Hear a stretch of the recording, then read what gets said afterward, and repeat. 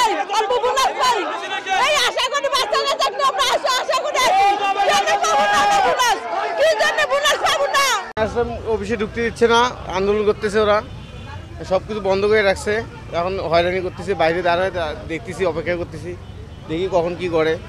টিকা তো দিতে হবে, ভ্যাকসিন তো দিতে হবে বাচ্চাকে। ভাই আসছিলাম এই যে আমার ভাগনার হলো টিকা দেওয়ার জন্য, কিন্তু এখন তো বিলে আসর দিছে, টিকা দিব। এখন তো 80 থেকে আন্দোলন, টিকা দেওয়া হচ্ছে না। স্যার বেতন এখনো হয়নি, আমাদের নেক্সট উইকে সব কার্যক্রম শেষ হয়ে যাবে। আর যারা পার্মানেন্ট তাদের ওরা ঢুকেই গেছে ওদের বেতন বোনাস।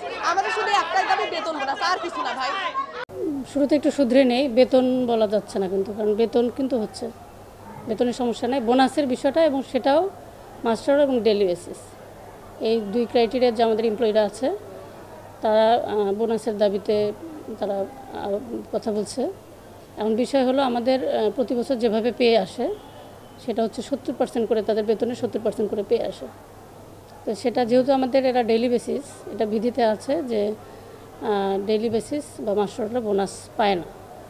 কিন্তু যেহেতু জনপ্রতিনিধির এতদিন দিয়ে আসছে, তার প্রশাসনিক সিদ্ধান্তে বা প্রশাসনিক আদেশে কিন্তু বেতনটা তারা পেয়ে আসছে। কিন্তু এখন প্রশাসক স্যার বা আমরা যখন ফাইল ইনিশিয়েট করছি, আমাদের তো বিধিটা আমাদের একেবারে শতভাগী দেখাটা আমাদের দায়িত্ব।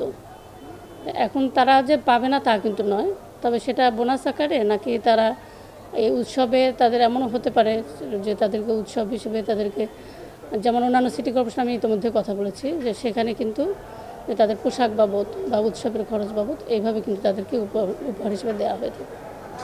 তা আমরা আশা করছি যে আমরা, এবং আমি স্যারের সাথে বেশ কয়েকবারই এই বিষয় নিয়ে কথা বলেছি, আজকে ফাইনালি স্যারের সাথে কথা বললাম।